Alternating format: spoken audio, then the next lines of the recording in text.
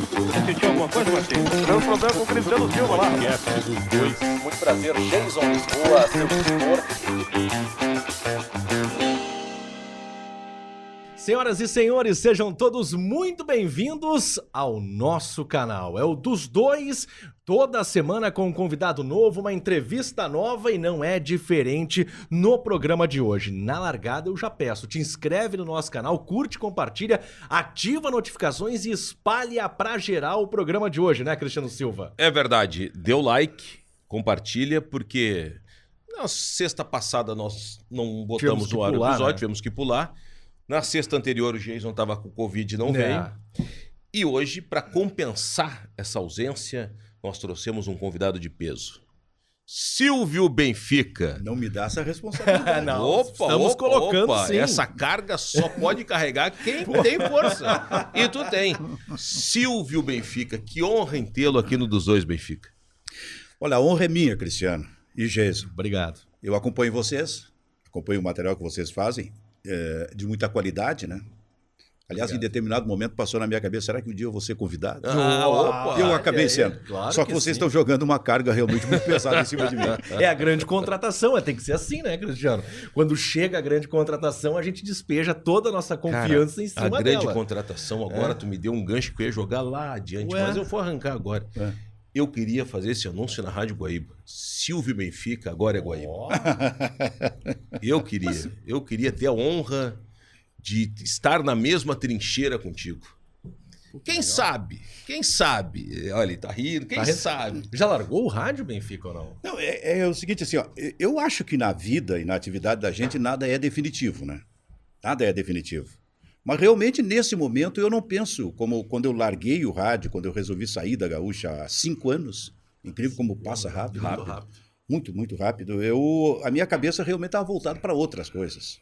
Envolvimento familiar, com a empresa da minha mulher, com os meus materiais de internet, experimentando uma vida nova no jornalismo, na comunicação, porque eu, pessoalmente, como profissional desse meio há muitos anos, mas há muitos anos, o que não quer necessariamente dizer que eu seja velho. Não, experiente. Mas há muito tempo eu nunca vi uma revolução tão forte em termos de transição dentro do jornalismo, inclusive o jornalismo esportivo, mas o jornalismo como um todo. Porque eu vivi várias épocas. Eu recentemente estava em Osório numa palestra em função de um livro que eu lancei que conta a história da Rádio Osório, onde o meu pai foi um dos protagonistas, um homem que, junto com um parceiro dele, ele instalou uma rádio em Osório há quase 70 anos, 1954, saindo de Santo Antônio da Patrulha, indo para Osório para lançar. Que é a atual Rádio Osório? A atual Rádio Osório, que nasceu como Rádio Atlântica e em 57 se transformou em Rádio Osório, quando a rádio conseguiu a concessão oficial. Como é que é o nome do teu pai? Argeu Gomes Benfica. Argeu Gomes Benfica. E é nome de rua em Osório. E aí, porque a história me fascinou demais dentro do rádio. E aí eu fui descobrindo coisas que o sonho do meu pai começou quando ele tinha uns 20 e poucos anos em Porto Alegre, em 1949, quando ele trabalha num serviço de alto-falantes como locutor de um parque de diversões na Vila do Iapeí, e conhece o parceiro dele, Antônio Adão de Paula. E depois eles passam por Santo Antônio da Patrulha e de lá vão para Osório. E tudo se resolve em 5 minutos, somente com a vontade e a criatividade, porque não tinha dinheiro. Sim. Mas eles instalaram, e isso me fez buscar elementos para poder escrever esse livro, que eu escrevi, e também, de alguma forma, para homenagear a figura do meu pai. Porque foi através do pai que eu comecei no rádio, eu trabalhei com ele. Foi através do pai, de alguma forma, que o meu irmão, Luiz Henrique Benfica, começou no rádio. Ele tem 5 anos menos do que eu. Ele não chegou a trabalhar com o pai, porque o pai morreu muito cedo. Quando o pai morreu, o meu irmão tinha 11 anos. Eu tinha 16 e eu já trabalhava em rádio. E trabalhei 2 anos em rádio com o pai. Então, eu acompanho desde lá todas as mudanças que aconteceram, programas de auditório, depois um mix entre programas jornalísticos que começava a aparecer, mas sem se deixar de lado a programação musical, daqui a pouco a transformação apenas para programa jornalístico, especialmente em rádios mais tradicionais, né? Guaíba, Gaúcha, esse tipo de coisa, e hoje vem essa revolução da internet. Então eu resolvi há 5 anos, como eu fiz tudo aquilo que eu queria e sonhei lá no meu tempo de Rádio Osório, eu vou partir para um outro, para movimentos meus dentro da internet, Mas não fechando nunca as portas para nada, porque eu insisto, essa atividade nada é definitivo. Isso é interessante porque são 5 anos antes do início da pandemia. Sim. Eu ia te perguntar justamente sobre isso, porque a revolução que a gente está vendo hoje, ela realmente está estabelecida e está acontecendo. Mas muito me parece, Benfica, que tem a ver com o início da pandemia. As coisas aceleraram os processos. É que a pandemia fortaleceu especialmente uma vertente dessa situação, que foi criar atividades como esta, criar o trabalho de casa, né? Podcast, esse tipo de coisa. Faz por celular ali, por não celular, sai de casa. tudo, tu não sai de casa. Como eu tenho um estúdio lá, eu faço meus movimentos ou coisa assim. Então, a pandemia fortaleceu isso aí. Fortaleceu. E jogou todo mundo para a internet. E jogou pessoas que saíram de emissoras da rádio para a internet. E jogou pessoas que nunca tiveram, profissionais que nunca tiveram experiência nenhuma no jornalismo na internet. Aliás, até acho que, com o passar do tempo, havia uma seleção natural dentro de conteúdos na internet. Não é possível. É muita coisa que se tem. Tem muita coisa boa, mas tem muita coisa ruim também, né? É isso que eu estou dizendo. Essa é a preocupação. Por isso a depuração. A ideia de que hoje todo mundo é um jornalista. Isso meio que me preocupa. Não sei como é que tu enxerga essa situação. Eu acho que nós que podemos, de alguma forma, ser considerados jornalistas tradicionais, a gente tem que se preparar para isso. Sim. Porque não há como fugir disso, de certa forma. E eu começo a olhar para a faculdade e ver o seguinte: tem jornalistas novos saindo, jornalistas esportivos, eles já vão sair identificados. Sim. Para fazer esse tipo de trabalho da internet, porque esse tipo de trabalho na internet ele está fascinando. Tem gente que está saindo do jornalismo tradicional para cá. Exatamente, para vir para a internet, porque está sentindo, aqui é melhor, aqui é o futuro, ou aqui já é o presente. Está pagando e aqui mais. se ganha mais dinheiro, esse tipo de coisa. Então, eu acho que a gente tem que se preparar para isso. Isso aí não tem volta. Isso cada vez mais, daqui a 5 anos, 10 anos, eu não sei como é que vai estar o jornalismo esportivo, por exemplo, dentro das rádios. O que eu sei é que ele não será como o de hoje. Talvez quase todos sejam identificados. Tem que... tu fala identificado, tem que ser Grêmio, Inter e exatamente. Sim. Eu acho, Benfica, que... Não, mas é que eu coloco assim, ó. A questão não está... Eu lembro sempre de uma placa na sala de imprensa do estádio Beira-Rio. Cid Pinheiro Cabral. Na antiga sala de imprensa. Cid Pinheiro Cabral, dos maiores jornalistas da história do Rio Grande do Sul. Eu nunca revelei o meu time. Sempre acreditei na inteligência dos leitores. Exatamente. Sabe? Essa questão de ser identificado, ela pode ser naturalmente administrada. Eu não vejo o problema aí. Tu é identificado, mas tu é um jornalista que realmente coloca as coisas de uma maneira absolutamente equilibrada, tem o respeito dos dois lados, esse tipo de coisa. Quando eu falo identificado, eu sou colorado, sabe aquelas loucuras assim. Sim, sabe, claro. Que eu acho que, sinceramente, eu acho que... eu sou gremista. Isso vai ter uma vida curta. O que eu vejo nessa questão dele? Tem muito... Eu sou gremista, eu sou colorado, mas ele cresce na crise. Quando o time tá mal, ele vai lá, esbraveja, tem faniquito, aquela coisa toda, todo mundo vai lá e clica. E aí quem torce pro time e quem é contra para ver o cara pagar aquele vale. Quando o time tá bem, já não cresce tanto no elogio.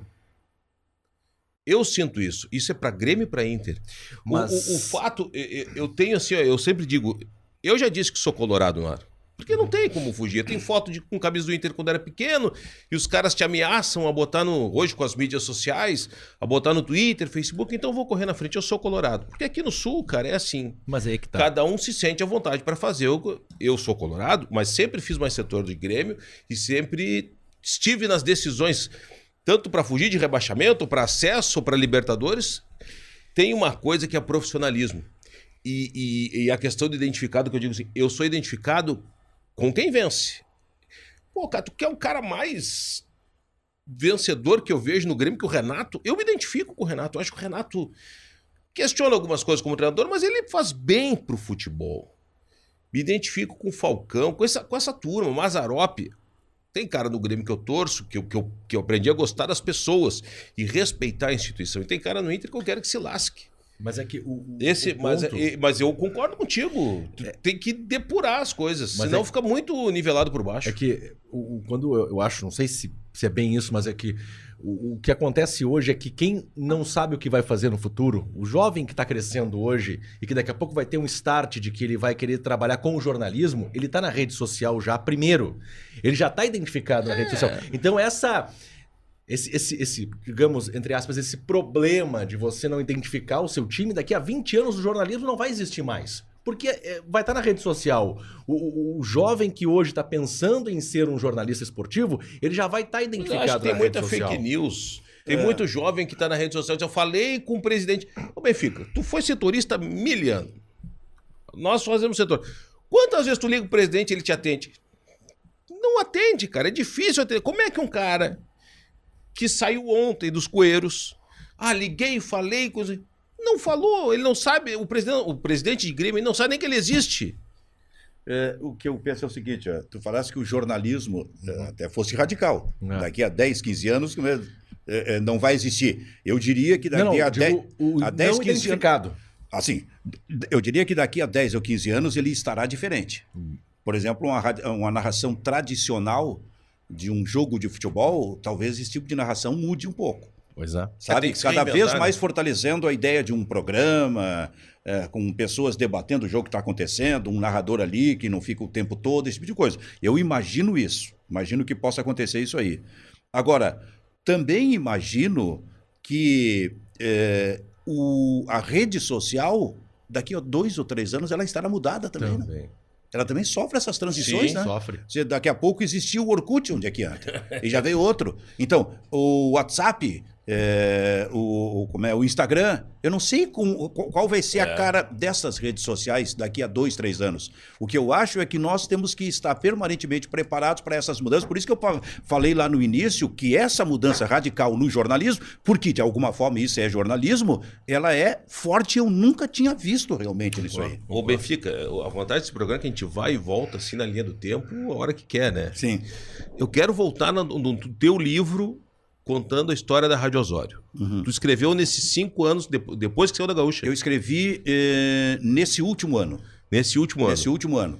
Pô, o teu pai foi um dos fundadores da Rádio Osório. Exato. Tu trabalhou com o teu pai, tu era locutor também lá na Rádio Osório. Enquanto o meu pai faleceu muito cedo, em 71 a 51 anos, com 46 anos de idade. Eu tinha 16 e eu era operador de áudio e produtor dele em programa musical que ele apresentava, porque no interior se fazia tudo e o meu pai fazia. Então eu não cheguei a ser locutor com ele, que eu passei a ser locutor a partir dos 17. Sabe que quando eu vou pra Xangri-Lá, eu escuto o Rádio Osório, tem um programa Enquanto a Chaleira Chia. Do meu amigo Moura Matos. Cara, é muito bom, meu. Só música boa, nativista boa. E eu lembro que, acho que foi em 98, quando eu saí da FEPLAN, 97, o Luiz Henrique Benfica, meu irmão, estava na Guaíba e eu queria entrar no rádio, né? E ele disse, cara, eu vou arrumar um contato, acho que é J. Pérez, lá na Rádio Osório. Eu lembro que eu fui numa final Grêmio Juventude, Campeonato Gaúcho, fui falar com o J. Pérez lá. No fim não deu, mas pô, o Rico me deu essa força. E a Rádio Osório eu acho uma baita rádio, cara. Uma baita rádio. Ela é repetidora da Gaúcha lá, né? E ela é uma das mais fortes que tem no nosso interior aí. Do litoral e ela é a mais tradicional e a mais importante, a mais histórica do litoral. Porque é um negócio impressionante a história. Mas eu fui buscar muito da história do meu pai, imaginando o meu pai há quase 70 anos, praticamente 70 anos, sem nenhuma estrutura financeira, uma coisa assim, colocar no ar uma emissora de rádio. Como é que ele fez? É o seguinte, ele trabalhava na Rádio Sulina de Santo Antônio da Patrulha, que hoje é Rádio Itapuí.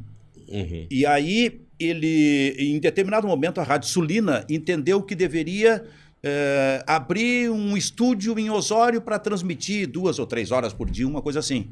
E o meu pai saía de Santo Antônio, eu estou falando de 1954, fim de 53, início de 54, ele saía nos domingos à tarde pela a gente chamava de Estrada Velha, a 030, que era bem velha mesmo, não é como hoje, né? Fico imaginar isso, 70 anos.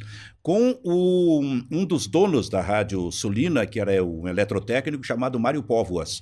Eles iam para Osório para colocar lá uma rádio em caráter experimental nos domingos para funcionar 1 hora, 1 hora e meia, mais ou menos. Era caráter experimental, até que o estúdio fosse completamente aberto.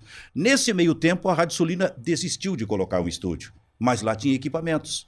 E aí que entra o parceiro do meu pai, que já morava em Osório quando o pai saiu de Santo Antônio, mas que foi o que ele conheceu em 49 no Parque de Diversões aqui em Porto Alegre. O parceiro do meu pai já estava estabelecido lá, comprou esses equipamentos. E aí eles concluíram o seguinte, vamos colocar uma rádio aqui. E o meu pai saiu de Santo Antônio para morar com a minha mãe em Osório já, e a minha irmã mais velha, que já faleceu.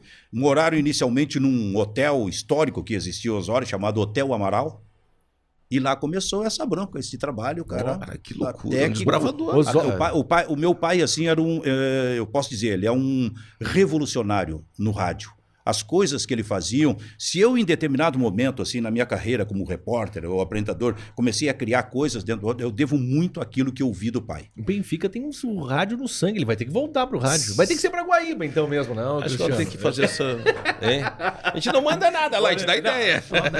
O meu pai, em 1966, o meu pai criou um programa na Rádio Osório chamado De Quem é Esta Voz? Era sábado à noite, eu ouvia, eu tinha 11 anos. Osório deveria ter, no máximo, 150, 200 telefones residenciais. E o programa era com a participação do ouvinte. O pai trabalhando com um operador, o operador lançava uma música no ar, coisa e tal. Quando ia entrar, quando começava o cantor a cantar, a cantora, ele segurava. Segurava e o pai perguntava, de quem é essa voz? Para esperar telefonema. Esses telefonemas, eles passavam, eles não eram direto para a rádio. O número da rádio era 136, passavam na Cooperativa Telefônica Osoriense Limitada. O processo é aquele de tira-cabo, vira-cabo, sabe? Fala, o telefonista. Alô, a telefonista, alô, eu queria uma ligação com 136, só um minuto. Tira aqui, bota ali, coisa e tal. E entrava a ligação. Imagina, cara. E o pai fez isso. Então, realmente, a expressão que tu disseste de desbravador é o que o pai fazia em 66, cara. E devia ser um sucesso, né? Era um sucesso. Eu entrevistei gente que participava. Que legal. E eu ouvia também. Sabe? Isso foi uma das coisas que me marcou muito no rádio. O rádio sempre esteve no meu sangue. Eu, com 8 anos de idade, na palestra que eu fiz recentemente em Osório, eu cantei a música que aliás, 7 anos que eu cantei quando tinha 7, num programa de auditório que o pai apresentava. Qual era a música? A música era uma loucura, porque depois eu fui descobrir, entrei no Google, no YouTube, busquei a música que o Carlos Gonzaga cantou, lançando essa música no Carnaval de 63. Então a música já estava rodando em 62. E foi no fim de 62, com 7 anos, que eu cantei. E a música dizia assim, olha só a cara dele, veja o jeito que ele tá. O bicho bebeu, tá mais cheio que um pneu. Tá embriagado, o bicho tá caindo, feito um balão apagado. Era assim, cara. Eu ganhei 1 quilo de café Ipibaé. Ipibaé era o nome do... Sabe? Então eu já girava nesse ambiente. Girava com 10, com 11 anos de idade. Com 11 eu ouvi Rui Carlos Osterman fazendo a primeira Copa do Mundo dele na Inglaterra, como comentarista da Rádio Guaíba. Rui Carlos Osterman e Pedro Carneiro Pereira. Fantástico Pedro Carneiro Pereira. Sugiro que se entrem no Google para buscar os 30 segundos de Pedro Carneiro Pereira quando o Brasil foi eliminado da Copa do Mundo. É uma crítica pesada. Crítica forte, pesada, embasada, um texto maravilhoso em 30 segundos. Para CBD. De improviso, criticando a CBD, que a CBD tinha feito. Tá lá, é só buscar ali. Pedro Carneiro Pereira. Pedro Carneiro Pereira. O Rui deve ter ficado bravo, porque o comentarista geralmente não gosta quando o narrador tá invadindo meu espaço. Esse é o texto até que não, eles davam bem. Então, cara, eu tinha 15 anos e trabalhava na Rádio Osório como operador de som e assisti a primeira Copa do Mundo transmitida para o Brasil. Preto e branco. TV preto e branco, a gente tinha TV. Única pessoa com os seus parceiros que ele convidava, que assistiu a cores, chamava-se Emílio Garrastazu Médici, presidente da República, que disse, eu quero a Copa a cores aqui no cinema do Palácio do Planalto. Então ele levava os parceiros dele, os amigos, ou coisa assim, convidava algumas pessoas para assistir. O resto da população do Brasil assistiu em preto e branco. Como eu. Eu botava um celofane ali na frente. Eu tenho um episódio assim, ó. Eu era louco por rádio, louco. Eu tenho um episódio assim que chegou num domingo em que o Brasil foi jogar contra o Peru. Tostão brilhou nesse jogo. O Brasil ganhou de 4-2. Saiu a escala de sexta-feira. A escala de sexta-feira lá estou eu para trabalhar no domingo à tarde. Eu pensei, a rádio entrava em cadeia com a Rádio Guaíba e ia transmitir. eu imaginei assim, tranquilo, eu vou ficar ouvindo rádio, né? Que é o que eu quero.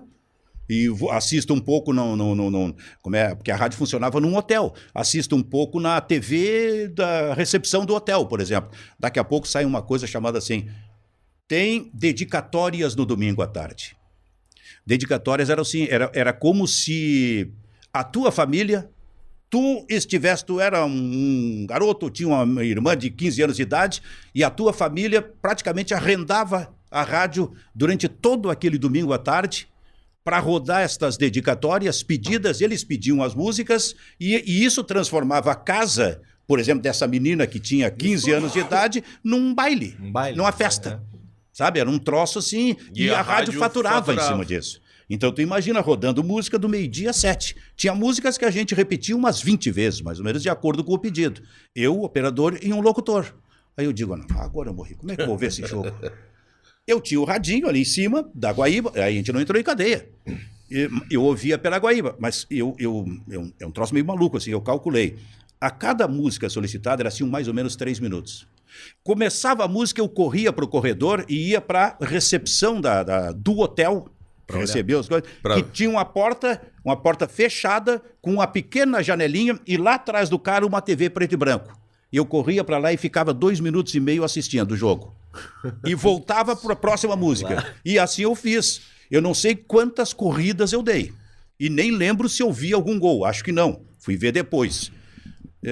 Mas tal era a minha loucura por futebol e por rádio, sabe? E exatamente no momento em que, para mim, estava em campo o maior time que eu vi jogar. Copa de 70. Que foi a seleção brasileira da Copa de 70. De seleção mesmo. Então, isso era o rádio para mim.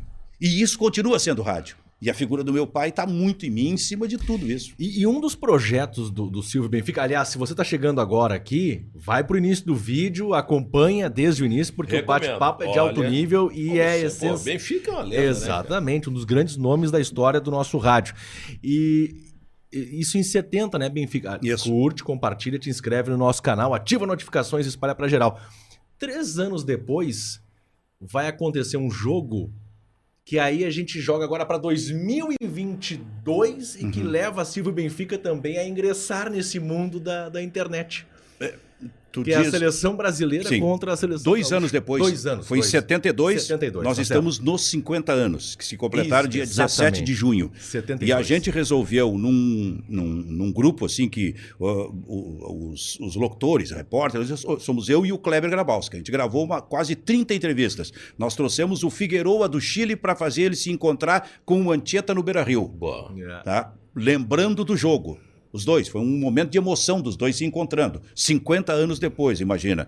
E tudo em função do maior jogo da história do futebol gaúcho, Brasil 3, Seleção Gaúcha 3, no Beira-Rio, mais de 100 mil pessoas vaiando a seleção brasileira o tempo todo, vaiando o hino nacional em plena época da ditadura militar. Imagina, eu lembro de tudo isso, eu tinha 17 anos. Tem um peso forte nisso. Muito forte. Ouviu o jogo? Eu ouvi. 72. Ouvi pela Rádio Guaíba, lá em Osório. E a gente entrevistou muita gente que esteve no jogo e os que estão vivos, jogadores que participaram da partida. Mas, Benfica, essa vaia tem muito do peso político ali? Por causa da ditadura? Não, eu acho que não. Eu acho que assim, ó, é um pouco diferente da situação atual pela qual a gente está vivendo, né? Desse permanente conflito, digamos assim. Eu acho que nem tanto.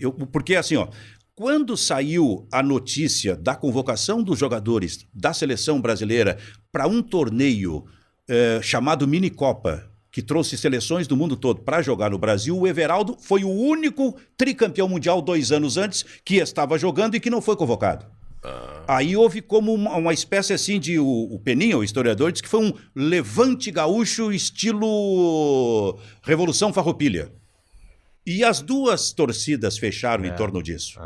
Porque também o Internacional tinha um jogador que merecia ser convocado, o Cláudio Miro, centroavante. Maior centroavante que eu vi jogar com a camiseta do Internacional. Merecia também ser convocado. Mas o centro era realmente o Everaldo. Mas muito mais. Tecnicamente, muito mais do que o Dario. Muito. Mas o Dario foi um grande goleador. A gente precisa respeitar, evidente. Mas o Cláudio Miro, será que é por causa da história do peso? Sim.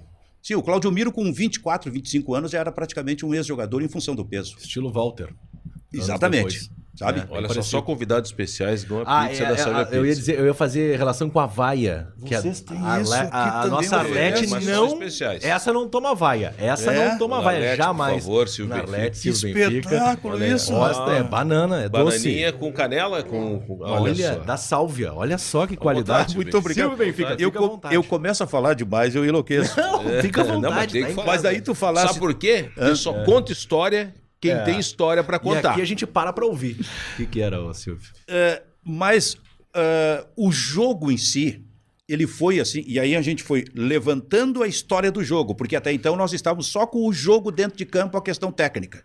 Só que a gente descobriu todos os bastidores do processo, porque a realização desse jogo passou pelo presidente, que ainda era o Médici, acertando com o João Avelange, que era o presidente da CBD, hoje CBF, porque o Avelange, por exemplo, queria ser presidente da FIFA. Da FIFA, o e que ele seria, né? conseguiu, e a mini-copa seria importante. E ele foi, acabou sendo 2 anos depois. E o Médici sabia que o futebol brasileiro e a seleção, e uma seleção já valorizada, que era tricampeã mundial e que, de certa forma, já foi usada nesse trampolim político lá na Copa de 70, bom, agora era campeã mundial. Seria muito mais. Então, também para comemorar o Sesc Centenário da Independência em 72, era importante realizar essa competição. Só que aí o Everaldo não foi convocado. Isso passou por dentro do governo do Estado aqui com o governador Triquez. E caiu nos braços de Rubens Hofmeister, presidente da Federação Gaúcha de Futebol. Amigo de Avelange. O que fazer? Amigo, muito amigo do Avelange. Mas o Hofmeister se sentiu tão pressionado que daqui a pouco ele não teve o que fazer. Ele entrou nessa briga que já era gaúcha e ele também comprou a briga e até teve discussão com o Avelange naquela época, que era amigo dele e se manteve amigo depois, para que o jogo fosse realizado aqui. Que legal. E acabou. Porque também a CBD sentiu o seguinte, tinham 2 jogos marcados aqui para a fase semifinal da competição. E esses jogos, aí o Hofmeister, aqui não tem mais jogo. Ou o jogo saindo essa partida contra a seleção gaúcha, ou não. Então, foi tudo por aí, com um centro chamado Everaldo. E o Everaldo eu volto para a Rádio Osório. Em 66, o Expressinho do Grêmio, que era o time reserva do Grêmio, que era um time de aspirantes, se usava muito essa expressão, os aspirantes da dupla Grenal, o Everaldo jogou em Osório, no Expressinho do Grêmio, contra uma seleção de Osório. Em 65, o Everaldo tinha jogado no Juventude de Caxias, emprestado pelo Grêmio. Voltou em 66 para ser reserva e foi jogar essa partida lá, transmitida pela Rádio Osório, com o meu pai participando, e eu fui assistir o jogo e conheci o Everaldo ali, nem me dei conta na época, eu tinha 11 anos, né? Eu estava na beira do campo e estava jogando o Everaldo. 1 ano depois ele estava na seleção brasileira. Então, as coisas são malucas. As coisas são muito malucas. Em 67 ele estava na seleção. Olha esse caminho se cruzando lá com o Expressinho, com o Benfica, olhando, daqui a pouco o Benfica está produzindo um documentário do Everaldo. Pô, cara, É isso que eu digo, cara. Bom me arrepiei agora, velho. Me arrepiei, meu. Me arrepiei. O Silvio Benfica vai ter que voltar pro rádio mesmo. Não adianta, nós temos que botar essas histórias. Porra, cara, agora aliás, com isso.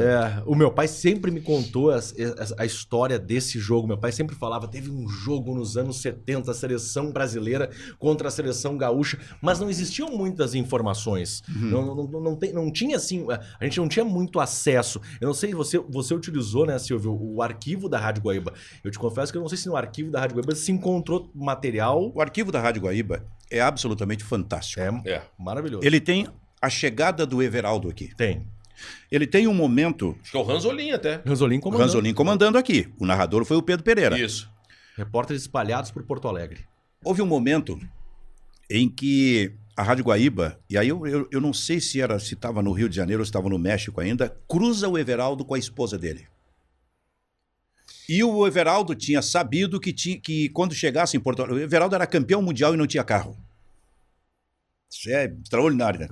Mas ele soube que uma revenda de automóveis aqui ia dar um carro para ele quando ele chegasse em Porto Alegre, tricampeão mundial. E aí ele está falando com a esposa dele.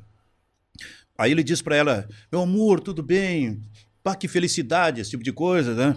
E agora a gente ficou sabendo que vamos ganhar um carro aí, não sei o quê. E quando ele chegou... Ele foi na revenda e comprou um Dodge Dart. É o mesmo? Era um Dodge Dart azul, porque no papo com a esposa ela fala, eu só estou em dúvida se eu compro azul ou amarelo. Mas ele trocou por amarelo depois. Só que ele falou com ela sobre o sonho realizado, que iria realizar ou ganhar o carro que era realmente um sonho deles. Esse Dodge Dart amarelo, que ele trocou depois pelo azul com o amarelo, foi o Dodge Dart que matou o Everaldo na estrada em 1974, quando ele tinha 30 anos de idade.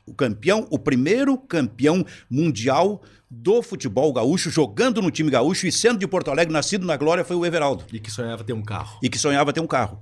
E morreu em função do carro num acidente com um caminhão. Cara, o Dodge Dart hoje é um dos carros mais potentes que tem. Hoje. Cara, o Dodge Dart na época, porque o Dodge Dart era uma baita máquina. As estradas, não sei se eram compatíveis para o Dodge Dart na época. Esquema de segurança. Hoje já é complicado, tu imagina na época. Imagina um Dodge Dart, cara. Isso que é um carro forte, de lataria, de estrutura e tudo. Imagina, pô, o Everaldo morava na Glória. Benfica morou na Glória. Eu fui nascido e criado na Glória. Bom, só gente boa da Glória, né? Só gente boa. A começar pelo Everaldo. E aí eu volto à questão que falávamos sobre o rádio, né? E o Benfica relembrando aqui a conversa da esposa do Everaldo com o Everaldo no retorno ao Brasil, Everaldo campeão, e a Rádio Guaíba com uma grande cobertura, Armindo Antônio Ranzolin comandando, repórteres espalhados por Porto Alegre. E aí eu volto à questão que debatimos há pouco. O rádio não vai perder força, Benfica?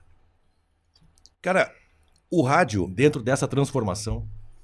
O rádio sempre se adaptou às mudanças, né? E está fazendo isso Quando agora. chegou a televisão, o rádio vai desaparecer. Não desapareceu, acho até que ficou mais forte. Agora o desafio é extraordinário. Ele é muito forte. A internet ajudou muito o rádio. Ele precisa se adaptar cada vez mais à internet. A minha preocupação no jornalismo esportivo de rádio é que é o seguinte, ó, ele tem a sua audiência, que é uma audiência tradicional. Sabe, uma audiência em que as pessoas estão envelhecendo, muitas pessoas já morreram. Aquela audiência de 30, 40, 50 anos atrás que sempre foi fiel ao rádio. Esta continua sendo a audiência do rádio. O grande desafio é como penetrar na nova audiência. Que a audiência dessa gurizada de 20, de 30 anos, ou até de 40, os caras que já estão na internet, por exemplo, né?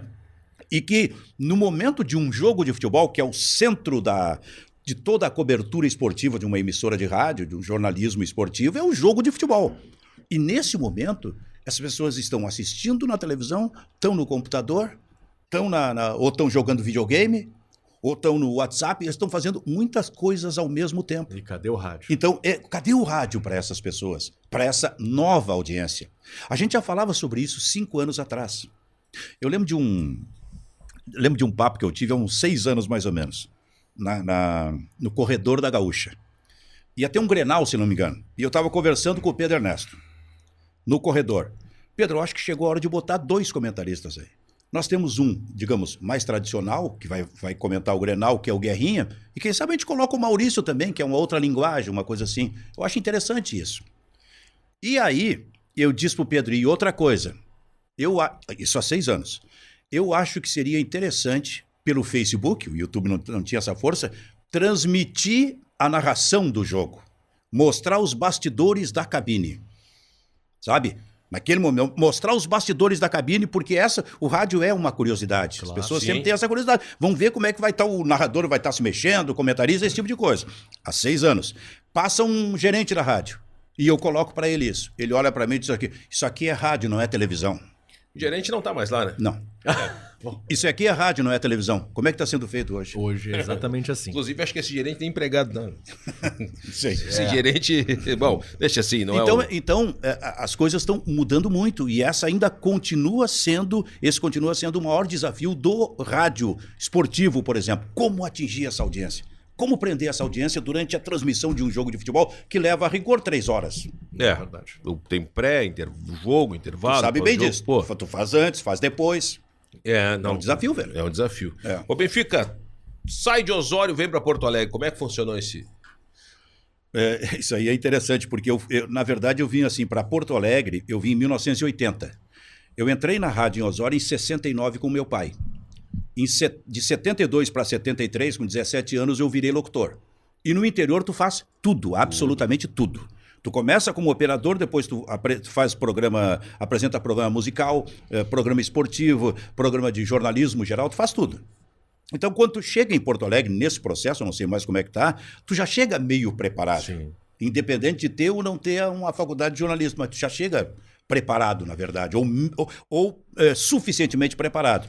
Aí, lá por maio, junho de 1980, eu resolvi, deu, Rádio Osório deu. Eu já fiz tudo o que eu precisava fazer aqui. Com quantos anos de idade? 24, 25 24. anos. Aí eu digo, eu vou para Porto Alegre agora. E aí eu me apresentei em Porto Alegre. Descobri que a Farroupilha, em 80, em função de um litígio da federação com a Rádio Guaíba e a Rádio Gaúcha, e pela primeira vez a Rádio Guaíba e a Rádio Gaúcha se uniram e entraram na justiça contra a determinação da federação do Rubens Hofmeister, que queria cobrar das rádios. Tá voltando isso aí. Já lá atrás. Tá, Isso. que queria cobrar. E aí a Rádio Farroupilha abriu o seu departamento de esportes para transmitir aquele campeonato gaúcho. Eu digo, é ali que eu vou. E fui e me apresentei. E falei com o Ari dos Santos, que foi um grande nome como comandante, grande coordenador de esportes. E ali mesmo eu fiz um teste com ele, um gravador que ele me deu. Isso era agosto, eu acho. Deu o gravador, coisa tal, devolvi para ele. Aí daqui a pouco, meia hora depois, ele chegou e disse assim, bom, tu vai estrear no sábado à tarde no jogo do Grêmio contra o Caxias pelo Campeonato Gaúcho no Estádio Olímpico. Eu digo, meu Deus do céu, olha, eu passei no processo e já tinha que vir para cá. Bom, eu vim para cá. E era interessante que antes eu morei com uma tia minha que já de muito tempo de Santo Antônio da Patrulha morava com um casal maravilhoso, eu morei lá. Depois eu fui morar em pensão no centro de Porto Alegre. Um dia eu tô no departamento de esportes da Farroupilha, uma tarde, e entra na TV Gaúcha, ainda não era RBS TV, um plantão. Incêndio no centro da cidade. O incêndio toma conta da pensão seleta. Aí eu olhei para os meus parceiros que estavam ali e digo, mas eu moro aí. Putz. Eu digo, porra, mas que loucura isso, cara. Aí eles me botaram um carro à disposição e eu fui para o centro, perto da Rádio Guaíba. Da Guaíba, ali na Rodazinha. Perto dos cinemas Scala, Cacique, por ali. Andradas ali. Na Andradas mesmo, é.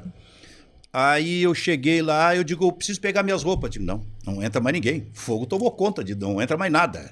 Fogo tomou conta de tudo, eu perdi todas as roupas. Aí eu voltei para Osório, porque eu ainda tinha umas roupas em Osório. Mas por que eu vim para Farroupilha? Porque eu precisava ser conhecido. Eu não tinha como vir para Gaúcha, que já estava crescendo muito, e nem para Guaíba, que era estabilizada, né? Mas eu precisava aparecer, vai ser a Farroupilha, porque a Farroupilha vai estar fazendo os caras, vão estar ouvindo, né? Aí eu pensei o seguinte, bom, esse meu trabalho, essa minha tarefa não está completada ainda, eu preciso de mais um tempo para realmente... Então eu vou continuar em Porto Alegre. Eu vou ao Osório, trago roupas e vou procurar uma nova pensão para morar. Mas eu não encontrei de imediato. O que aconteceu? Eu fiquei durante 10 dias, a rigor, morando no departamento de esportes. Caramba. Dormindo ali. Chegava de noite, quando terminava o trabalho às 11 da noite... Terminava, todo mundo, aí, vambora. Benfica, vambora. Não, vou ficar mais um pouquinho aqui. Vou ter não que ver uma sabiam? coisa. Não sabia. Não sei se não sabia. Talvez soubesse, mas não perguntei até hoje. E eu ficava. Quando eu ficava sozinho, via um pouco de televisão, juntava duas poltronas, me recostava ali, pé na outra poltrona e dormia. No outro dia, às 7 da manhã, eu acordava, né? Ia tomar banho, se desse para tomar banho, me lavar, uma coisa assim. Quando eles iam chegando, eu já estava lá. Pô, velho, tu trabalha aí, saiu tarde. Eu fiz isso uns 10 dias. Caraca. Até que eu arrumei outra pensão para morar. Nessa pensão, outra, ali perto, que eu fui morar, no quarto, eu dormia com mais 2 caras. Esses 2 caras eu nunca conheci na vida. Porque quando eu chegava depois das 11 para dormir, eles já estavam dormindo. Eu tirava a roupa no escuro para não acordar os caras e ia para minha cama e dormia. Caramba. Quando eles saíam de manhã, eles saíam bem cedo, eu estava dormindo. Então eu nunca vi esses caras. Só que eu dormi, eu fiquei com eles ali, eu acho que um mês mais ou menos, uns caras desconhecidos, morando com um desconhecido. Um negócio impressionante. Mas foi dessa forma, até que eu cheguei à conclusão. Bom, agora completei esse ciclo, vou voltar para Osório. Cheguei a voltar para a Rádio Osório, uma coisa, até que a Gaúcha me ligou. Eu fui muito petulante, na verdade, porque em 82 a Gaúcha me ligou. E aí, tu pode vir aqui fazer um teste, coisa e tal? Eu digo, não, teste eu não faço. Vocês já me conhecem? E fiquei, não vim. Tu estava em Osório? Eu estava em Osório. Já tinha voltado aí em 84 me ligaram de novo. Foi em 83 esse primeiro processo, 84 me ligaram. Benfica, tu pode vir para cá, agora não precisa mais fazer teste. E quem é que te ligou da Gaúcha? Agora eu vou. Walter Gonçalves dos Santos. Walter Gonçalves dos Santos, que era o coordenador de esportes. Sim, em 84 foi que o Ranzolin monta o time da Gaúcha. Né? Aí é que tá, o Ranzolin chegou um mês depois de mim. Tu chegou antes do eu Ranzolin. fui o último a chegar Antes na estrutura antiga da Gaúcha. Porque aí chegou o Ranzolin, depois chegou o Belmonte, o Lazier, o Lauro, coisa e tal. Veio toda aquela força da Guaíba, né? Caras fortes, realmente. E tá aqui um cara que dividiu durante muitos anos o espaço, né, com o Armindo Antônio Ranzolin, que foi uma figura que nos deixou e que tem dois grandes momentos no rádio, né, do auge da Rádio Guaíba, e depois ele sai da Rádio Guaíba em 1984 e vai pra Rádio Gaúcha, Isso. né? E vocês se encontram lá, você recebe Eu Armindo recebo, Antônio de Ranzolin. certa forma eu recebo. É. Ainda que ele nem soubesse quem eu era. Ele sabia porque tinha Claro, ouvido seguramente claro. quando eu trabalhei na Farroupilha, mas a gente não tinha tido nenhum contato a rigor. Como é que eu vou dizer assim? As experiências que eu vivi com o Ranzolin, só nós dois juntos, foram coisas absolutamente maravilhosas. Que tipo? Tipo assim, ó, quando o Ranzolin chegou, eles faziam reuniões de pauta ali. E a reunião de pauta era Ranzolin, Haroldo, Brauner, Pedro, Rui, Lauro, Lazier ainda era comentarista, Belmonte, eu, o Pedro já tinha saído para a Rádio Sucesso. Sucesso. Eu, Macedo, os caras todos assim. Era essa turma, Antônio Augusto. Era essa reunião. Só peso pesado, né, cara? Peso pesado, cara. E aí eu vi que tinha um espaço a descoberto lá na rádio em termos de apresentação de um programa do esporte lá, que eu queria aquele programa. Digo, mas como é que eu vou fazer isso? Eu vou ter que pedir pro Ranzolin. Mas o Ranzolin nunca tinha falado comigo. Nunca tinha. Cara. Foi logo no início, né? Aí eu consegui marcar com a secretária dele uma reunião. E fui para a reunião com o Ranzolin. Foi a primeira vez que o Ranzolin falou comigo, a rigor, na sala dele. E aí nós estamos conversando e eu disse para ele o que eu gostaria de fazer ali na rádio. E o Ranzolin não olhava para mim. Ele só olhava para uns livros dele. Ele não estava me encarando. Putz. Aí eu falando, eu digo, pô, esse cara não está me vendo, cara. Aí teve uma hora que eu disse, Ranzolin, assim não dá. Aí ele parou. Como assim, Benfica, não dá? Não dá o seguinte, eu quero te dizer algumas coisas e quando eu vou te dizer, tu tem que olhar para mim e não para os teus livros. Como tu encarou, Armindo? Encarei assim, Ah, cara. tá certo? Encarei desta forma. Ali mudou. Porque ali o Ranzolin realmente passou. O Ranzolin lidava com. Será que ele tá te muita gente, testando esse tipo ali? de coisa. Hã? Será que ele tá te testando? Não duvido. Eu não duvido, para ver exatamente a minha reação, né?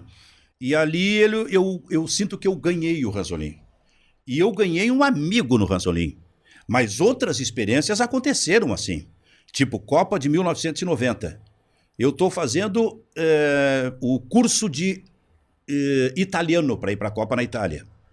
E aí tinha estourado o plano Collor. E eu estava escalado. Eu, Macedo, de repórteres.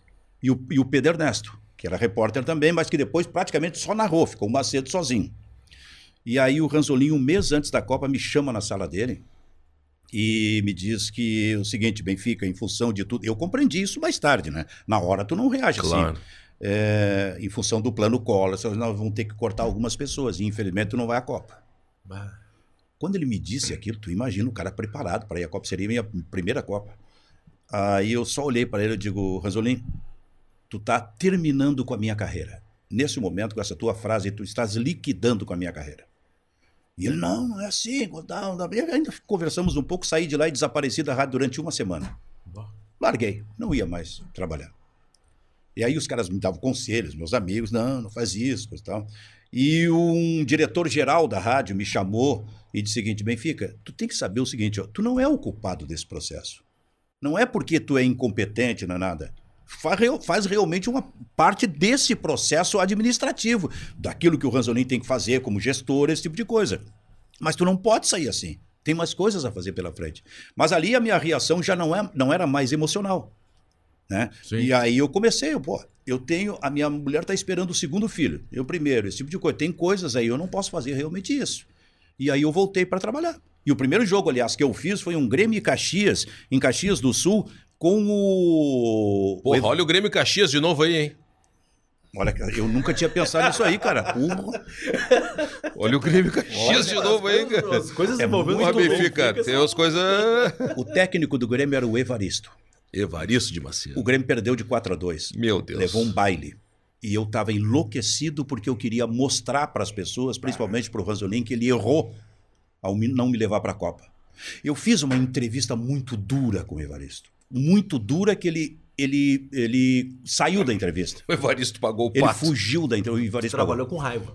Eu trabalhei com raiva, mas Sangue no olho. Mas perguntas Não, assim, sabe? Tanto que eu disse assim, ele não queria responder alguma coisa, eu digo, ó, tu tens obrigação de responder. Tu és um homem público e tem uma torcida toda atrás que gostaria de ouvir as tuas explicações. Pô, tonteou, velho. E eu acho que foi nessa aí que ele saiu da entrevista. Foi embora, coisa e tal. E eu digo, meu Deus do céu, que loucura, tudo para dar resposta pro Ranzolin. Quando o Ranzolin chegou da Copa, ele me encontrou, me deu um abraço assim, tu ainda tá muito brabo comigo? Eu digo, tô. Mas eu acho que isso passa, Ranzolin. E realmente passou. Só que eu disse para ele, só que a partir de agora, tu nunca mais vai me deixar fora de Copa nenhuma. Eu vou a todas. Dito e feito, em 94, a próxima, eu tava com o Ranzolin, minha primeira Copa vendo o Brasil como repórter, ser campeão mundial. Campeão mundial. E vi o Ranzolin nesse Centro Internacional de Imprensa, depois de fazer todo o trabalho com a seleção campeã de 94, eu e o Macedo voltamos para o Centro de Imprensa. Ali os outros parceiros estavam por ali já, o Pedro, coisa e tal. Não estava ainda nem o Ranzolin, nem o Rui e o Lauro. Era Ranzolin, Rui Carlos Osterman e Lauro Quadros, tu imagina. No estádio, fazendo o jogo, eles ainda estavam no estádio, não tinham vindo ainda para o Centro de Imprensa, que era do lado do estádio. Daqui a pouco eu olho, para tudo, jornalistas do mundo todo, entra o Ranzolin, enrolado numa bandeira do Brasil.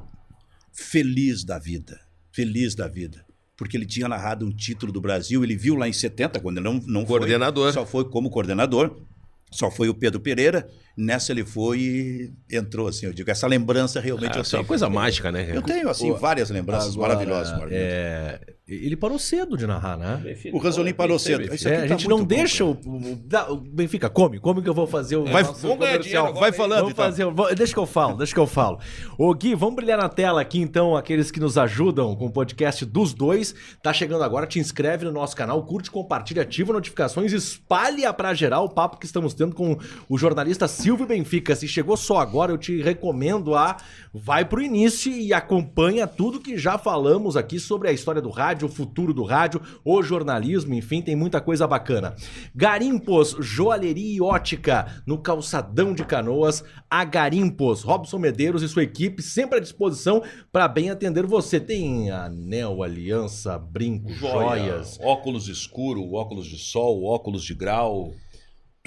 Tudo que você precisar, Garimpos tem. E tem esse recado importante para você, brilha na tela. Atenção para as dicas Garimpos nesta volta às aulas.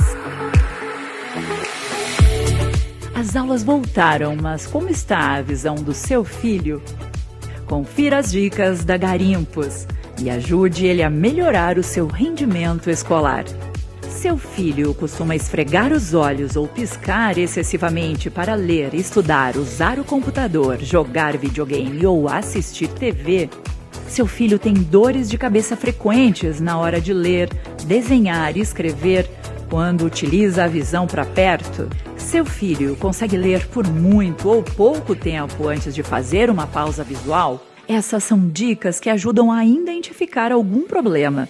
Mas se você tem alguma dúvida, nós podemos ajudar com a melhor solução oftalmológica. Manda um WhatsApp pra gente. Garimpos, joalheria e ótica. Quem compra sempre volta.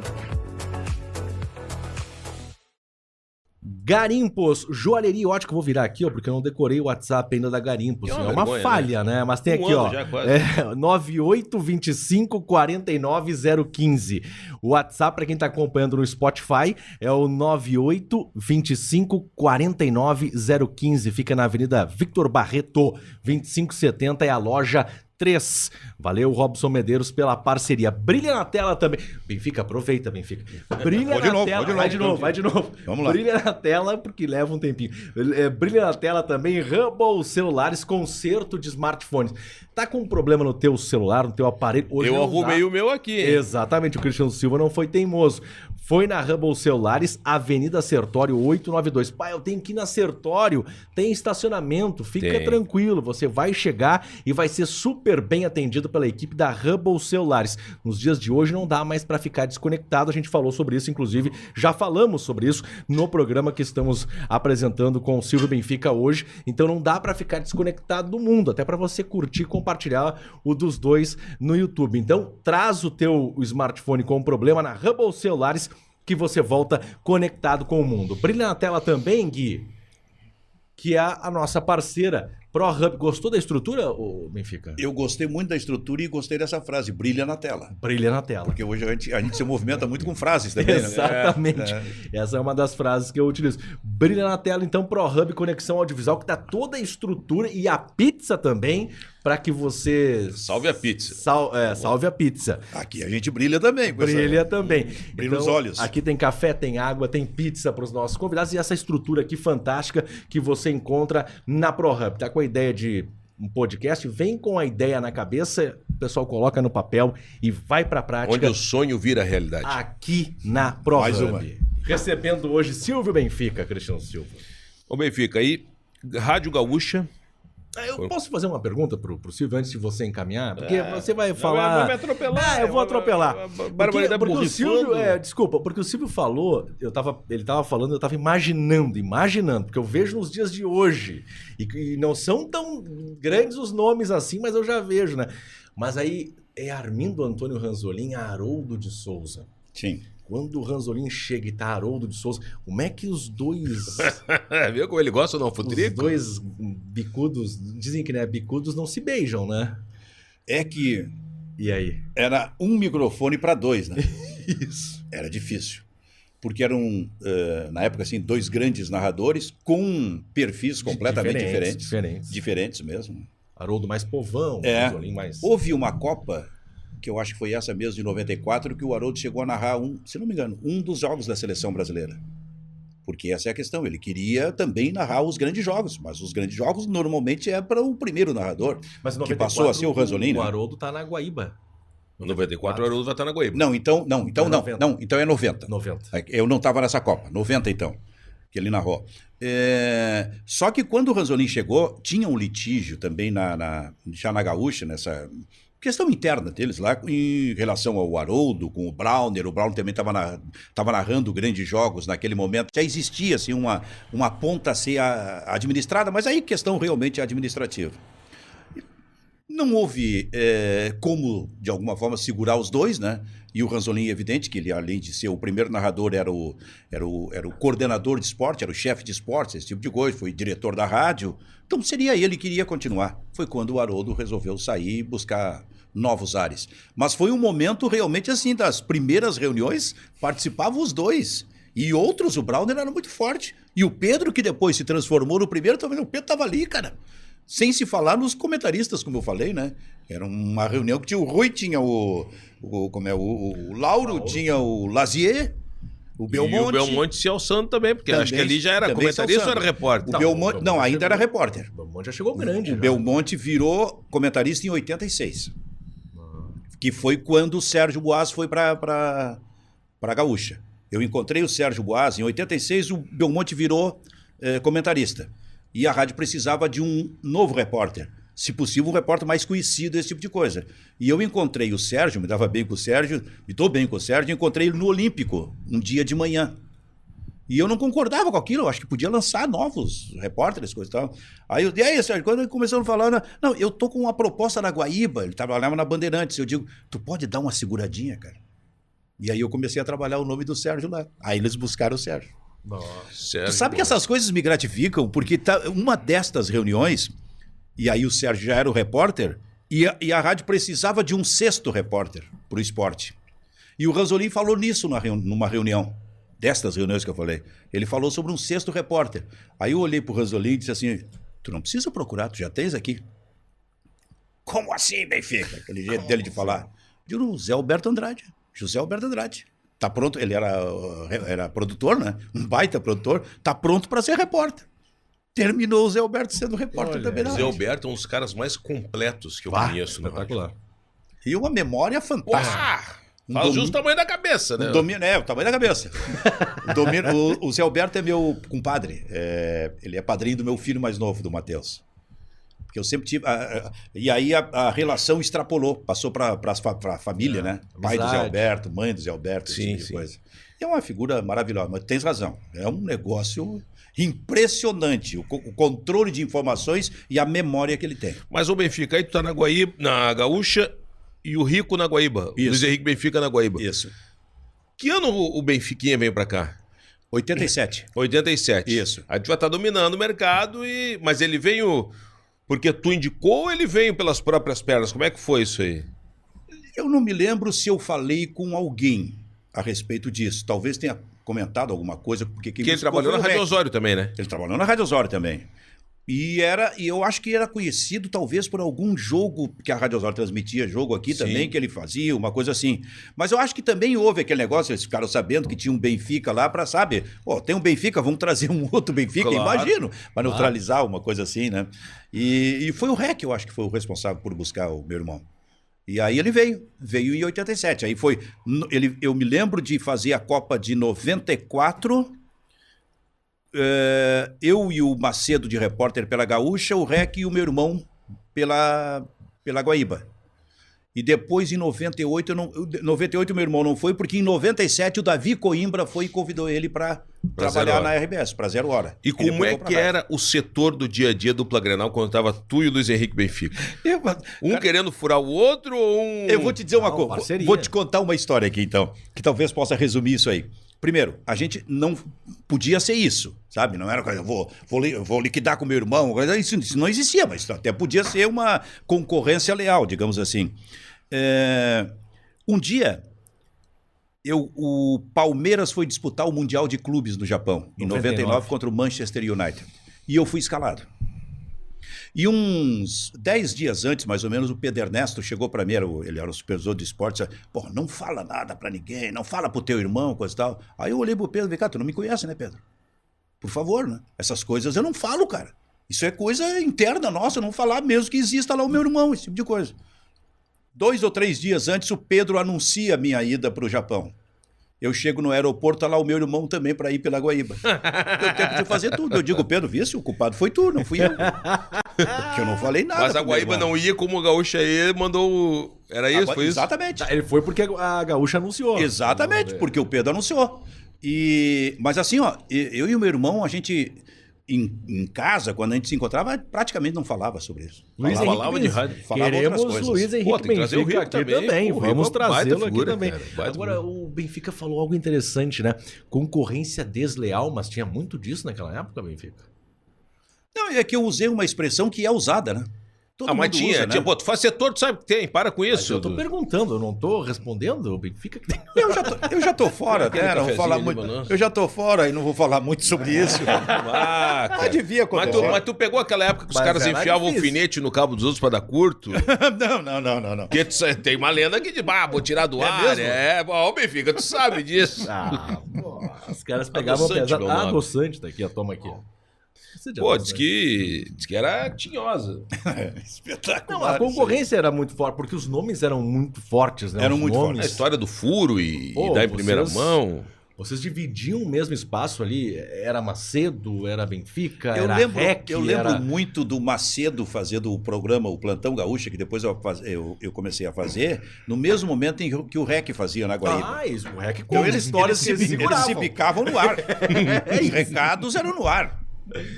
É no ar, um pro outro. Eu era uma ouvinte, eu coisa lembro disso aí. É, o REC conta Era uma história coisa de muito segurar programa até o Macedo terminar o Reza a dele. lenda. Tem uma história que o Inter tinha contratado no lateral esquerdo, que eu não me lembro o nome agora, quem era.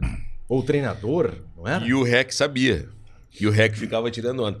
Em primeira mão, daqui isso a aí. pouco, o nome do lateral e papapá. E o Macedo na Gaúcha descobriu e botou o lateral primeiro. E o REC tá... É esse mesmo. Mas olha o charme do negócio. Olha o que É esse. E a gente, sabe, essa rivalidade que existia entre Gaúcha e Guaíba, é que hoje a disparidade está muito grande, mas olha o que nós tínhamos no Rio Grande do Sul. Nós tínhamos, talvez, as duas emissoras que A disparidade tá grande, mas nós incomodamos também. Não, Mas... incomoda, mas é que a distância, né? Mas naquele tempo, pô, quem fazia a seleção brasileira? Gaúcha e Guaíba faziam seleção brasileira. Sempre. Copa do Mundo era com dois repórteres cada um. E existem áudios, o Benfica, o Silvio, que, pô, hoje tem acesso lá ao arquivo da Guaíba, e a gente, na semana de homenagens até, a despedida de Armindo Antônio Ranzolin, a Guaíba com equipe completa transmitindo convocação da seleção brasileira para a Copa de 74 Não, cara, na Alemanha. Se fazia a eleição para presidente da FIFA. Eu lembro do Ranzolin. João Avelange. João Avelange, lá. Avelange ganhando. Tava bem o Ranzolin, o Belmonte lá. Devia ter comentarista. Sim, Acho que tava. Acho que o Lauro, né? Era Ranzolin, Lauro, Belmonte, acho. Tu põe na ponta do lápis o custo que uma rádio para fazer isso lá. Não. Copa de 70, a Guaíba foi com 3. Foi com o Pedro Pereira, com o Rui Carlos Osterman e com o Belmonte. Esses 3 foram na Copa do México. Tinha um patrocinador, a Guaíba. Ipiranga. E sustentava todo esse tipo de movimento. Tu imagina como era. Que loucura, Pedro Carneiro Pereira. Eu, claro, por óbvio, somente arquivos, não vi, né? Hoje, com um patrocínio, tu não arranca pra ir na arena do Beira-Rio. Hoje não tem. Exatamente. Mas olha as histórias, né? Porque como teria sido o rádio se Pedro Carneiro Pereira, em 1973, não tivesse morrido num acidente de carro? Porque o Pedro teria hoje a mesma idade deles, do Ranzolin, do Rui, do Lauro. O Haroldo, 80 o Haroldo não sei se chegou a 80. Imagina que o Pedro teria 82, mas 83. Benfica, se a gente pegar os narradores da Tupi do Rio, Garotinho, 80 e alguma coisa. Sim. J. Santiago fez 80 agora. Penido é um pouco mais novo. Itatiaia do Rio, Itatiaia de Minas. O Alberto Rodrigues está se aposentando agora, mas tem 80 e alguma coisa também. Isso aí. Então os caras estão indo. Mas eu te pergunto na reorganização do rádio. Será que seria Ranzolin na Gaúcha ou seria Pedro Carneiro Pereira na Gaúcha? Essas coisas são um tanto quanto malucas também quando a gente fala e pensa e olha para trás. Eu entendo porque seria difícil uma mesma rádio sustentar dois desse tamanho. Como foi para a Gaúcha quando o Ranzolin chegou, que tinha o Haroldo, né? Saiu o Haroldo para Guaíba. Era difícil realmente sustentar isso aí. Então eu entendo esse teu raciocínio. Agora, foi muito maluco aquele tempo em termos de cobertura, sem estrutura, que dependia basicamente do talento e da qualidade. O Pedro Pereira, em 62 ou 63, o Grêmio fez uma excursão à Europa de uns 2 meses, mais ou menos. E ele tinha, eu calculo que o Pedro, na época, devia ter 23, 24 anos de idade. E ele foi transmitir esses jogos do Grêmio pela Guaíba durante 2 meses. Sozinho. Ele, a cada país que o Grêmio chegava, ele ia na embaixada para pegar um telefone. A gente usava a expressão matar o telefone. Quer dizer, aquele telefone ali que poderia ser usado para outra coisa na embaixada, ficaria durante umas 3 horas à disposição só da Guaíba. E ele transmitiu todos os jogos, mas ele não sabia que estava chegando aqui. Isso eu acho muito louco. Ele só ficava sabendo no dia seguinte, um telegrama que ele recebia. Então, esse cara, com essa idade, ele foi desbravador, como tu falou, sabe? Foi um visionário, uma coisa assim, cara. E o cara com 26 anos, ele era o chefe de esportes da Guaíba. E ele desbancou Mendes Ribeiro, cara. Mendes Ribeiro. Tu imagina só, na Copa de 66, o Mendes já estava na Gaúcha para transmitir pela Gaúcha, porque o Pedro foi pela Guaíba. Então era muito pesado. Você acompanhou o surgimento também, dá para dizer dessa forma, de Pedro Ernesto Denardim. Sim, sim. E o Ranzolin, em determinado momento, quando ele sentiu que teria que parar, ele teve que decidir, né? Qual vai ser? Porque a essa altura o Haroldo não estava, mas estava o Brauner e estava o Marco Antônio. E o Zé Aldo não estava também? O Zé Aldo não lembro se estava lá ou se estava na Guaíba. Ou estava o Zé Aldo lá. Te confesso que eu não lembro bem. E o Ranzolin isso foi em 90, depois da Copa do Mundo. O Ranzolin chegou e o Pedro era repórter ainda e narrava. Ele chegou e ele decidiu que o substituto dele, o segundo, passaria a ser o Pedro.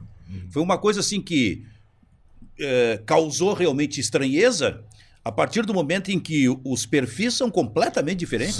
Completamente diferentes. É verdade. Mas o que o Ranzolin dizia, usava como argumento, é que o Pedro tinha esse controle geral de informações, que era importante. Ele via isso no Pedro, uma coisa assim. De repente, pelo fato de ter sido repórter. Talvez.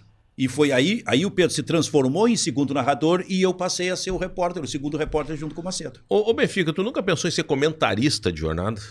Porque tu saiu da reportagem e foi para ancoragem do pré-jornada Balanço final. E do balanço final. Não tinha intervalo, a figura do programete do intervalo, né? Uhum. Mas tu nunca pensou, vou ser comentarista?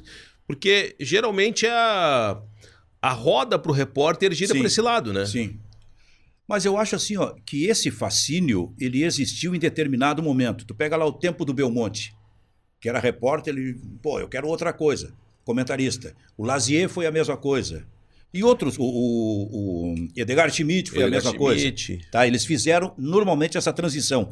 Quando chegou no meu tempo, isso foi nos anos 2000, já não existia tanto esta... Pelo menos eu senti assim, para mim, não existia tanto essa loucura de deixar de ser repórter para ser comentarista. Porque o que eu queria era apresentar programas, exatamente isso, comandar programas dentro do estúdio. Eu achei que essa minha transição não era essa, para ser comentarista. Então eu não cheguei a pensar em relação a isso aí. Eu já queria realmente uma coisa diferente. Porque tinha o pré-jornada com o Macedo. Sim. Que era uma característica completamente do pré-jornada com o Benfica. Isso, completamente diferente. O que te deu a sacada de mudar? Vou mudar. O que te levou a mudar? A mudar para... A característica, do Doug Macedo para a tua característica. Não, mas eu acho que as características elas já são diferentes mesmo, né? Sim. Então, o Macedo tem a dele e eu tinha a minha. A tua parece ter mais agilidade. Bem mais, nada contra uma. Sim. Não, são características. Uhum. Eu sempre entendi o rádio esportivo, uma dos motes centrais do rádio esportivo, para mim, é a agilidade, o dinamismo na comunicação. Só que, aliado a isso, eu sempre pensava assim, eu preciso criar coisas diferentes aqui. E eu me lembro que quando eu fui apresentador do pré-jornada, eu criei em determinado momento um negócio chamado Túnel do Tempo. Sim, eu lembro. No Olímpico e no Beira-Rio, onde eu levava ex-jogadores da dupla Grenal, antes do jogo, tipo assim, 45 minutos antes do jogo, a andar na pista atlética sendo aplaudido por toda a torcida. Era um teste de audiência também que eu estava fazendo, né, cara? Claro. Eu levava os caras. E aí eu fiz coisas assim maravilhosas. Eu juntei numa o Larry e o Bodinho. Foi a grande dupla de ataque do Internacional nos anos 50. Eu fiz isso com o Alcindo, o maior centroavante que eu vi jogar, com a camiseta do Grêmio. Eu juntei num Grenal, na frente das duas torcidas, o Figueroa e o Ayrton Ferreira da Silva. Eu escondia os dois na entrada do túnel, ninguém sabia. Eu só dizia, daqui a pouco uma grande atração no centro do campo. Esse tipo de... Não estava dando partida preliminar, no centro do campo. E o estádio lotando. E os caras me ouvindo. E aí eu fui até aquela entrada no túnel lá, que tinha pelo lado do Olímpico, ali perto de uma goleira, e busquei os dois. Aí eu digo, Sérgio Bossa estava comigo, né? Cuida do Figueiredo e leva na frente da torcida. E eu fiquei com o Ayrton Ferreira da Silva na frente da torcida do Grêmio. Foi uma loucura, um troço assim, imagina, cara. Então, essas coisas, o que eu comecei, na verdade, a fazer de diferente, na minha opinião, foi exatamente coisas como essa. Criar alguma coisa que depois eu levei para o balanço final. Aí sim, porque do balanço final eu criei o Papo no Bar, que os caras saíram direto do jogo para ir para lá dando entrevista. Cafezinho. Aquelas coisas assim. Então, mais do que a agilidade, o dinamismo, que eu sempre entendia e entendo que o rádio precisa ter, especialmente no esporte, eu busquei assim, coisas diferentes para fazer, que eu acho que... E vozes também, né? Muitas vozes. É isso aí. Botar vozes, eu acho isso também fundamental. Mas tem o Benfica jornalismo geral, né? Tem. E como é que foi isso aí? Não, isso aí foi quando o Ranzolin me deixou fora da Copa de 90.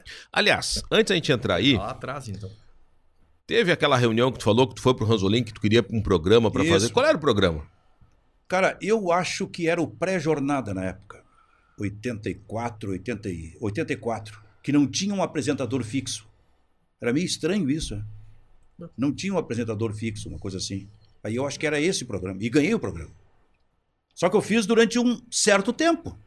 E depois o Macedo assumiu. Foi quando o Macedo assumiu.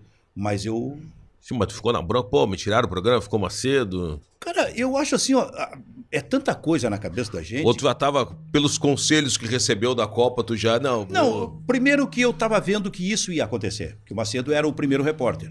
Ou era o segundo, ou foi o Pedro Ernesto? Não, foi o Macedo que assumiu. E segundo que isso já me abriu os olhos para outras coisas que eu realmente precisava também fazer ali. Só que... não adianta, a gente tem que reagir com a cabeça, né, cara? Tu reage emocionalmente, faz parte ficar brabo em determinado momento, mas depois que foi o que aconteceu em 90. O Ranzolin me tirou da Copa, e aí, depois que eu reagi emocionalmente, e aí veio a razão, eu digo, pô, será que eu também não contribuí com isso? Para ficar fora da Copa? Eu comecei a pensar, eu preciso fazer outras coisas. Foi quando eu comecei a fazer o jornalismo geral. Eu substituía o Rogério Mendelski nos sábados no Gaúcha Hoje. Depois passei também a ser o substituto do Lazier no Gaúcha Repórter. Porque isso era uma coisa que eu gostava. E aí veio o Plantão Gaúcha. Depois veio o Plantão Gaúcha, onde eu fiquei 13 anos. Que eu achava o máximo papo com o Niederauer. Com o Nid. Eu achava aqueles 5 minutos finais ali, buscando na história, e o Nid vinha também, ele... Cara, eu achava demais, cara. Que o Antônio Carlos Niederauer, ele foi uma figura tão importante na história do rádio, mas esse é o problema. Depois os caras passa o tempo e as pessoas não vão conhecendo. Tem muita gente que conheceu o Ranzolin agora em função da morte dele. Exatamente. Muita gente, né? Muito jornalista, inclusive. Jornalista. Ela no Grêmio, o marketing do Grêmio não conhece. Não conhece? Não conhece. É uma incompetência o marketing do Grêmio que eu te falar uma coisa. Não, para um pouquinho. Não, mas é verdade, tem razão. O marketing do Grêmio botou a estrela da bandeira do Grêmio, como do Lara, e é do Everaldo, né? Eu não sei, eu tô enganado, é do Everaldo, né? É do Everaldo. Botaram pro Lara. Recebeu essa homenagem quando chegou em Porto Alegre. A homenagem foi criada por Sérgio William Moreira, que era deputado estadual, mas era dirigente do Grêmio. O presidente era o Flávio Albino. Ele levou para o Flávio Albino a ideia de transformar o Everaldo na estrela da bandeira do Grêmio. O marketing do Grêmio não sabia tuitou como o do Lara. Isso é grave. Isso é caso de demissão, né? Justa causa. Houve um momento até que disseram que era o Renato. Acho que foi o próprio Renato que disse. Aí eu acho que foi o Renato que disse. O Renato até pode dizer, mas não pode cair, né? Não pode. Não pode cair nessa, pelo amor de Deus. Ele deve estar ouvindo, ele deve estar vendo esse programa e eu queria que você falasse sobre Carlos Guimarães. Conhece ele, né, o Benfica? Conheço. Ele deve estar olhando esse programa agora. Eu conheço o Guimarães, eu acho desde quando ele tinha uns 20 e poucos anos, quando ele chegou na rádio. Acho que chegou como estagiário, como produtor. Então, essa loucura de hoje, ela já existia lá. Eu ia te dizer. E naquela época o Guimarães era um jovem porra louca. Era um jovem Hoje maluco. ele tá o quê? Um velho ele é muito porra louca. Só que era assim, ó. Ele era um jovem porra louca que... tinha como parceiros o Baldasso, por exemplo. Sabe? Alguns caras assim. Então, Luciano Périco. A noite era muito curta com eles. Passava rápido para eles, esse tipo de coisa. O Lucianinho estava entrando, eu acho, aos poucos. Mas o Guimarães, eu acho que era de antes. Mas o Guimarães, eu digo pro Luiz Magno, eu digo, cara, não fica muito lá do Guimarães, tu vai enlouquecer. Só que o Luiz Magno acha que eu tô ajudando ele. Na verdade, eu tô querendo dizer para ele que ele tá louco já. Também por essa convivência com o Guimarães. Nós aconselhamos o Magno. Nós aconselhamos o Magno, segura. Não cai muito na pilha do Guimarães, que o Guimarães... o Guimarães é um baita comentarista. Baita comentarista, o Carlos Guimarães. Baita comentarista. Lá de Osório, Silvio Benfica, Luiz Henrique Benfica, saiu uma galera pro jornalismo, né? O Felipe Gamba, Wagner Martins, tu vê que eu sempre falo que a memória recente do cara é a mais perigosa. Gutierrez Sanches é de lá, o Diori morava lá, ele não é de Osório, mas morava lá. Agora tem um outro, Bruno Flores. Bruno Flores é de Osório, também é de lá. Então saiu muita gente lá. Tinha uma época que saiu muita gente de Pelotas, aí parou, aí saiu de Cachoeira.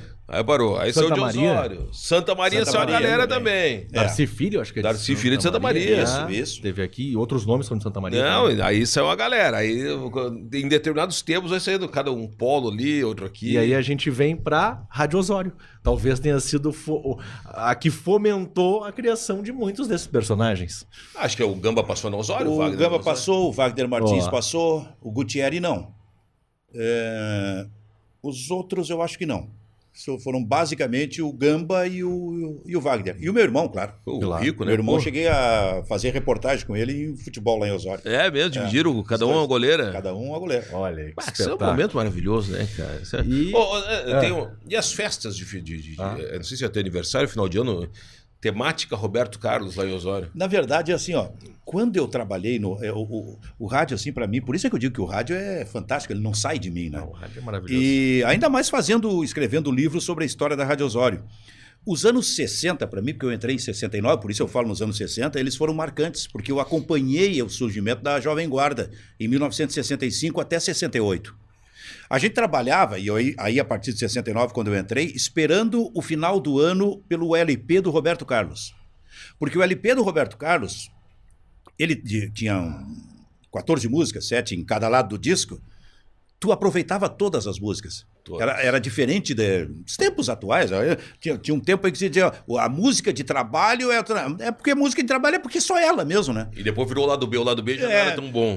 Só que o Roberto, tu aproveitava tudo isso. Então, os anos 60 marcaram muito pra mim. E eu sempre fui um cara, assim, ó, que eu lembro perfeitamente da minha turma do ginásio.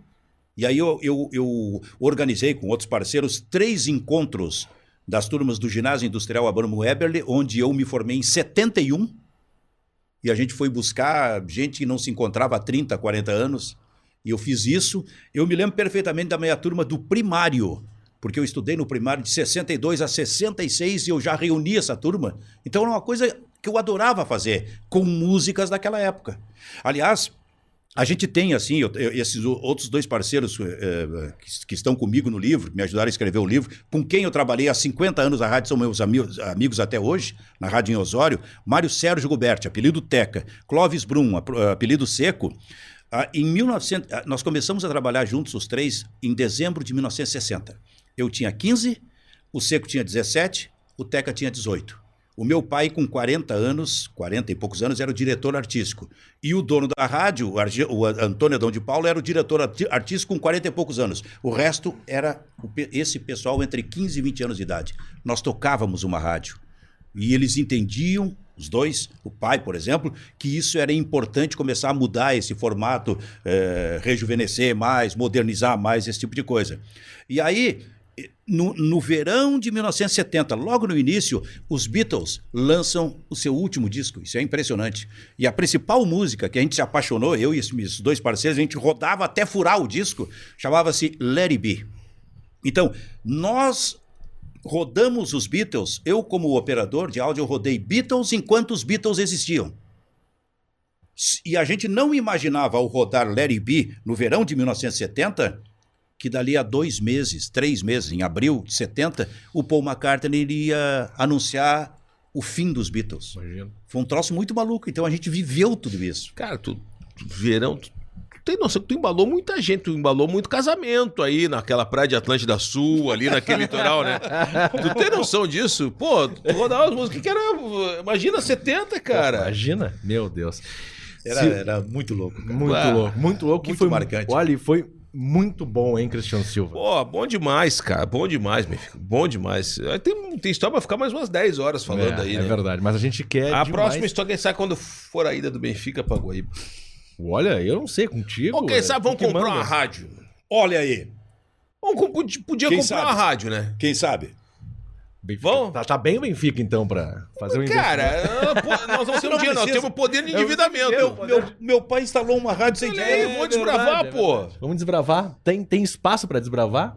Pô, podemos fazer no YouTube. Vamos fazer no YouTube. Aí, tá feito o convite. Olha, eu sou bem louco. Eu não sei se daqui a pouco não sai uma ideia aí, um projeto. Livro, o documentário, que sai agora no final do ano, do Everaldo. Exposição agora até o fim de setembro. Exposição com, vai ser com, lançado com os objetos Com do Everaldo. o acervo do Everaldo. o acervo do Everaldo e por uma questão de justiça, a preservação da memória de um jogador extraordinário da história do futebol gaúcho que já está um tanto esquecido. As novas gerações não sabem quem é Everaldo. Então a gente quer fazer com que também as novas gerações conheçam o Everaldo e a importância que ele teve no futebol gaúcho. Que muito importante. Porra, é uma figura, baita figura. E quem sabe um projeto futuro fazer uma rádio. Então vamos. Vamos lá. Olha, combinamos. cara, vamos botar, rabiscar. Plantão, a gente pega o Kleber.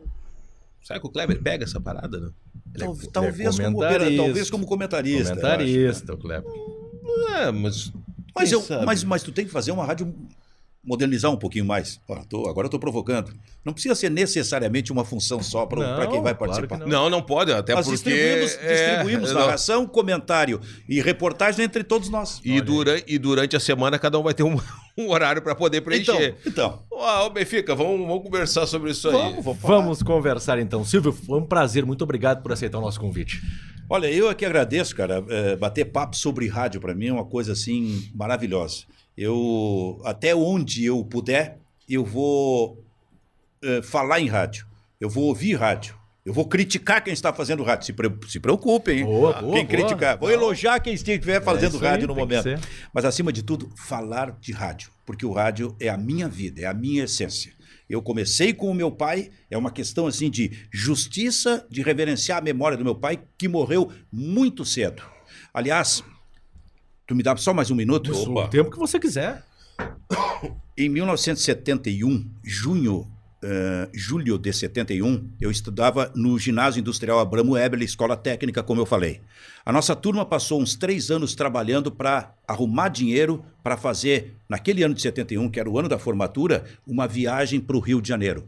Muita gente fazia assim, muitas escolas faziam isso. No dia em que eu fui para a escola para pegar o ônibus da Penha, com os meus alunos, e ir para o Rio de Janeiro, eu fui falar com o pai. Eu dei tchau para a mãe, para as minhas irmãs, e fui dar tchau para o meu pai, que estava numa cadeira preguiçosa. O meu pai, para te dar uma ideia, em 1965, só um parênteses, ele esteve internado quase 1 ano em Porto Alegre, no hospital que hoje é Parque Belém, que era o Sanatório Belém, que atendia gente com tuberculose, que ele fumava muito, coisa tal, pulmão, esse tipo de coisa. O meu pai ficou ali quase 1 ano, e ali dentro do hospital, onde circulavam doentes, médicos, enfermeiros, atendentes, ali dentro do hospital, o meu pai criou um programa de auditório. Eu tenho fotos disso, fotografias do pai apresentando um programa de auditório dentro do anfiteatro do Sanatório Belém, Hospital Parque Belém. Lá em cima, lá em cima, na Oscar Pereira. Isso. O meu pai apresentou, também tinha muita gente de rádio que estava hospitalizado ali. E isso para mim foi um momento mágico. Tanto que há 3 anos, o Gustavo Fogaça, que estava lançando uma série, ele foi fazer uma gravação no Hospital Parque Belém. Mas ele não sabia, né? Aí ele me convidou para ir. E aí eu entrei no hospital, que eu não pude entrar em 65, eu vim de Osório para Porto Alegre com a minha mãe e o meu tio, mas não pude entrar, eu tinha 10 anos de idade, só entravam os adultos, eu fiquei naquela praça que tem ali esperando a volta do meu tio e da minha mãe para a gente voltar para Osório, não vi o meu pai. Depois eu descobri do programa de auditório, e tenho essas fotos, e estão no livro também, e eu fui lá a convite do Gustavo Fogaça, ele não sabia, porque eu precisava descobrir onde era o anfiteatro do Hospital Parque Belém. Sanatório Belém, na época, e eu descobri. Foi uma emoção muito grande. Foi ali que o meu pai apresentou um programa de auditório.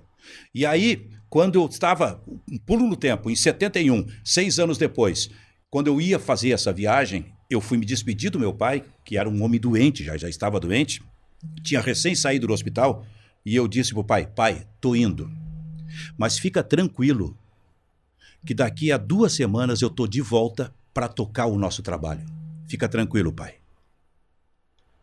Quando eu voltei, o meu pai já tinha sido enterrado há 3 dias. Eu fiquei sabendo quando eu cheguei em Osório. Essa frase, para mim, pessoalmente, é uma das frases, talvez a frase mais importante da minha vida. Mais importante. Eu sinto que eu tranquilizei o meu pai, que era um homem doente, que estava morrendo e que talvez precisasse de uma frase dessa para ele sentir que filhos dele iriam tocar essa obra que era trabalhar em rádio. E foi o que aconteceu. Então, o rádio está em mim e vai ficar em mim durante muito tempo. Muito obrigado. Com emoção, hein? Com Eu me emoção. emocionei. Eu me emocionei também. Não posso me emocionar. eu tenho uma bravo. figura, eu tenho uma imagem que eu tenho que preservar. A Os imagem caras de não tem Durão, condição. que é só pro lado de fora, né? Obrigado, foi uma emoção nossa Só também. conta história quem tem história pra contar, Benfica. E com coração e com Eu tesão que o ouço Benfica muito tu fala. dizendo essa frase. Mas só conta história quem tem história pra contar. Emocionado, Benfica. Valeu, meu cara. Muito obrigado. E nós que agradecemos. Emocionado, Silvio Benfica, e a gente fecha o programa de hoje pedindo encarecidamente para você curtir, compartilhar, espalhar, dar like. Se não é inscrito, te inscreve no nosso canal, porque a gente fala de todos os assuntos e a gente se emociona aqui também no Dos Dois, que é um prazer toda semana estar apresentando para vocês um produto de qualidade com histórias fantásticas e maravilhosas. Obrigado demais e até a próxima. Tchau. Tchau. Sentiu alguma coisa, Martim? Meu problema com o Cristiano Silva lá. Muito prazer, Jason Lisboa, seu tutor.